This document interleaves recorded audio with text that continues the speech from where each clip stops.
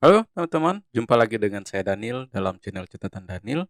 Teman-teman, di sini kita membahas tentang investasi saham dari sudut pandang fundamental dan juga cerita-cerita menarik tentang investor saham yang sukses dan legendaris di dunia. Nah, teman-teman, pada kesempatan kali ini kita mau bahas cara bangkit dari portofolio yang memang sedang mengalami floating loss atau floating loss jumbo ya, teman-teman, seperti itu. Nah, seperti apa pembahasannya? Yuk kita simak setelah yang satu ini.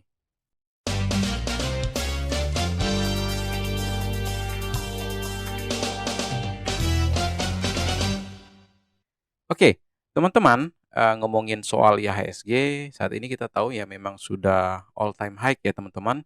Jadi, mungkin teman-teman masih ada nih yang mengalami floating loss. Jadi, teman-teman mungkin penasaran kapan nih portonya bisa kembali hijau. Nah, oleh karena itu teman-teman, kita bakal berikan tips untuk yang teman-teman sedang alami saat ini, yakni floating loss yang cukup gede teman-teman. Nah, di mana seperti yang kita tahu, floating loss itu merupakan tingkat kerugian yang belum direalisasikan. Jadi selama kamu belum realisasikan, berarti sebagai investor tentunya belum mengalami kerugian. Namun investor juga harus tahu atau sadar bahwa apa yang membuatnya ini floating loss.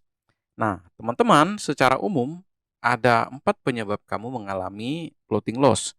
Yang pertama, posisi beli memang pada saat harganya sangat tinggi, sehingga resiko penurunan sangat besar.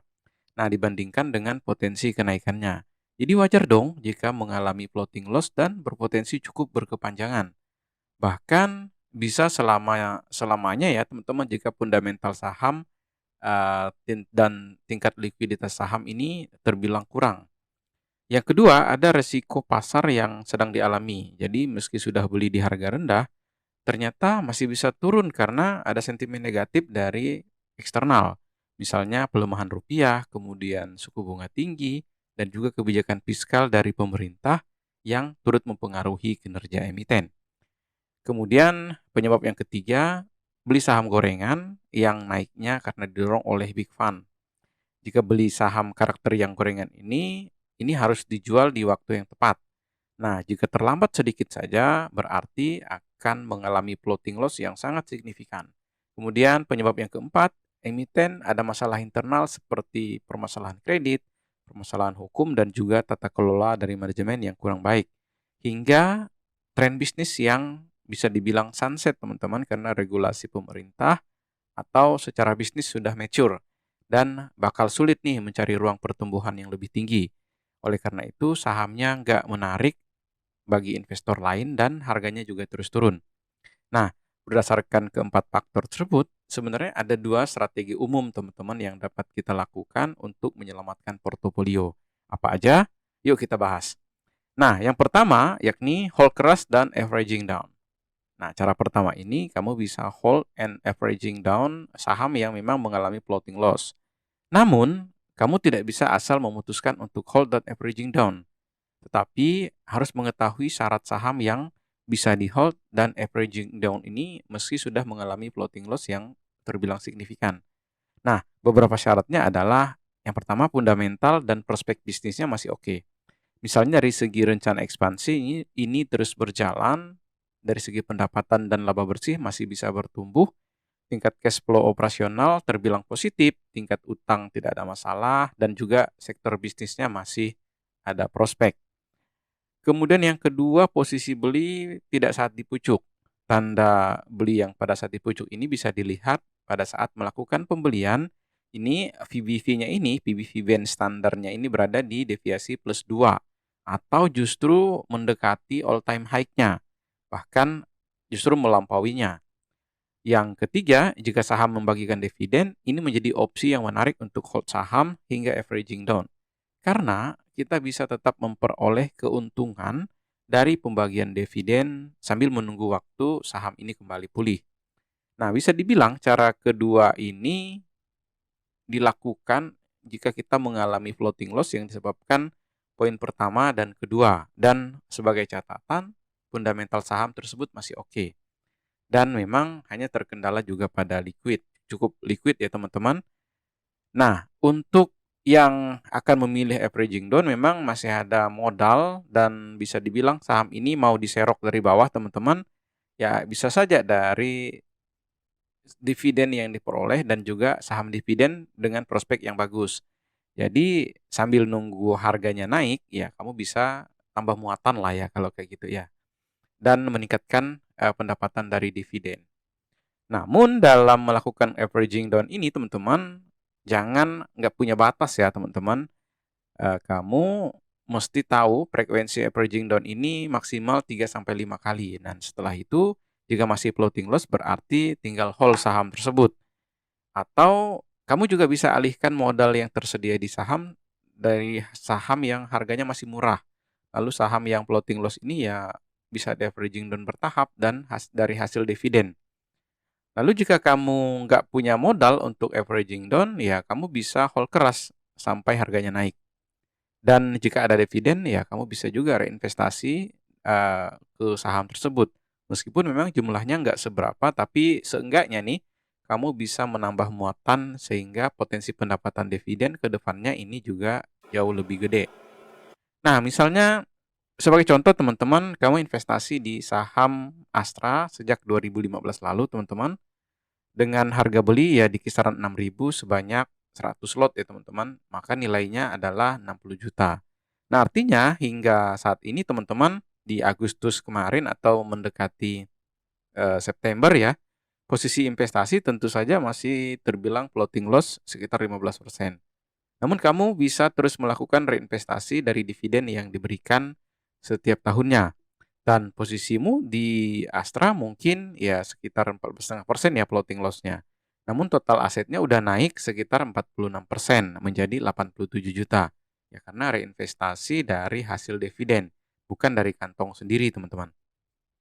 Nah, opsi lainnya jika kamu merasa nggak yakin nih dengan Astra, hasil dividen bisa dikumpulin di saham yang tentu saja di aset yang lain. Nah, dengan begitu total dividen yang diperoleh mencapai 30-an juta teman-teman. Nah, sedangkan jika reinvestasi juga ikut mengalami floating loss, maka hasilnya menjadi 27 juta. Nah, hal ini bisa dilakukan dengan asumsi saham Astra ini masih melakukan ekspansi dan prospek pertumbuhan bisnisnya terbuka lebar, teman-teman. Nantinya ketika kembali floating profit, tingkat asetmu juga sebenarnya tumbuhnya signifikan. Oke, sekarang kita pada opsi yang kedua yakni cut loss. Nah, jadi cara kedua ini bisa dibilang ya cut loss dan switching saham yang memang punya potensi, teman-teman. Pilihan kedua ini dapat dilakukan jika saham yang dimiliki tidak punya fundamental yang bagus, serta ada masalah hukum atau masalah dari manajemennya. Nah, artinya opsi cut loss ini bisa kita lakukan jika mengalami floating loss akibat sebab ketiga atau yang keempatnya teman-teman dari yang kita bahas di atas tadi. Nah, opsi ini menjadi lebih bijak mengingatkan, mengingat kita nggak apa ya, punya dana ini nih kita alihkan ke saham yang potensial daripada mengendap saham yang kita nggak tahu kapan pulihnya atau kita malah makin besar karena averaging down tadi. Tentu saja kita jauh lebih bagus ya memindahkan ke saham yang jauh lebih potensial. Namun jika kita melakukan opsi cut loss, ada beberapa yang mesti kita persiapkan. Yang pertama, jangan langsung mencari saham pengganti dengan cara membabi buta demi membalikan kerugian. Lebih baik santai dan tenang, dan dalam memilih saham kita nggak usah panik jika floating loss. Karena memang ini disebabkan oleh faktor eksternal, bukan dari masalah internal. Kemudian persiapkan diri jika harga saham baru ini di cut loss kemudian melejit. Jangan sampai kita menyesal dengan pilihan, toh dalam posisi floating loss ada dua pilihan. Ini bertahan dan berharap harganya naik, dan yang kedua adalah cut loss untuk mencari peluang yang ada di saham yang lain. Nah, untuk cut loss ini sendiri teman-teman, ya kamu bisa kombinasikan dengan analisis teknikal ya. Kamu bisa melihat, melakukan cut loss ini secara bertahap setiap harga saham mencatatkan kenaikan. Tapi dalam tren jangka panjang masih bisa turun. Nah, harapannya kamu bisa mendapatkan harga jual yang terbilang bagus ya teman-teman, meskipun ya masih tetap floating loss. Lantas plotting cut loss ini juga dapat dilakukan secara bertahap dengan upaya maksimal jika harga saham memang naiknya ini nggak bakal tinggi. Nah, oleh karena itu teman-teman, pada saat periode ini terjadi, kita mesti punya barang, ya meskipun resikonya ternyata harga saham nggak kunjung pulih. Dan pada saat melakukan cut loss, beberapa tahap yang bersifat konservatif bisa per 5%. Artinya, modal ini kita pindahkan ke saham target ini secara bertahap. Artinya, bisa saja ada cicilan beli teman-teman di saham yang memang kita pakai dollar cost averaging teman-teman. Jadi setiap bulan kita pindahin. Namun jika ada momen harga ya fundamental, sahamnya punya fundamental yang bagus dan masih murah, ya kita bisa mempertimbangkan keluar secara keseluruhan dan langsung lump sum atau minimal setengahnya teman-teman. Jadi ada 2 kali periode masuk, kurang lebih seperti itu. Nah, teman-teman, sekarang kita pada kesimpulan.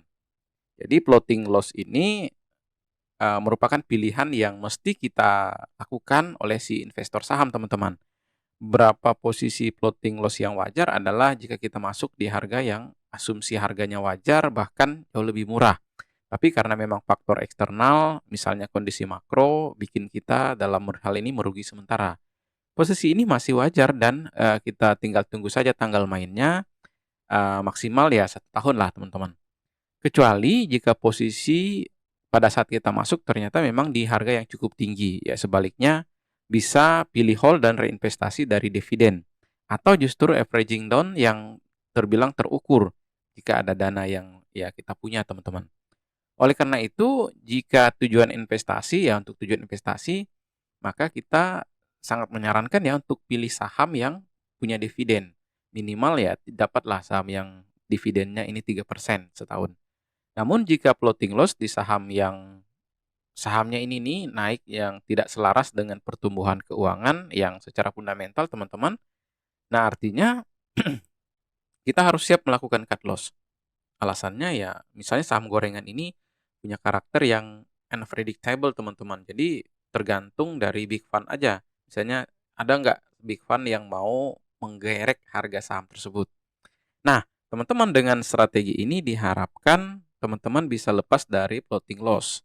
Ya, kira-kira apa nih saham yang bikin portonya teman-teman ini masih merah meskipun kita tahu IHSG sedang all time high. Tulis pendapat Anda di kolom komentar teman-teman. Saya Daniel dan salam satu frekuensi.